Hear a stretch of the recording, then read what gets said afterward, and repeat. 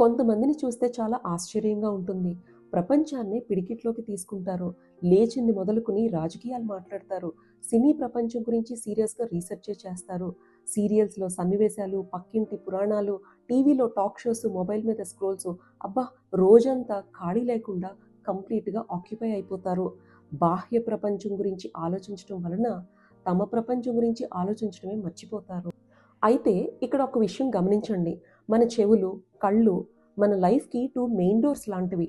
Unwanted థింగ్స్‌తో, unnecessary న్యూస్‌తో మన మైండ్‌ని మనం ఫీడ్ చేసినప్పుడు మన ఎనర్జీ డ్రైన్ అయిపోతుంది. మన మైండ్ స్ట్రెయిన్ అవుతుంది. అన్నెసెసరీ కంపారిజన్‌తో మన క్లారిటీ మనం మిస్ అయిపోతాం. ఆఖరికి మన లైఫ్‌లో ప్రోగ్రెస్ కూడా ఆగిపోతుంది. సో, ప్రపంచం గురించి తెలుసుకోవడం తప్పు కాదు. కానీ మన గురించి మనం తెలుసుకోకపోవడం ఖచ్చితంగా తప్పే. ముందు మనం, తర్వాతే ప్రపంచమైనా ఇంకేదైనా.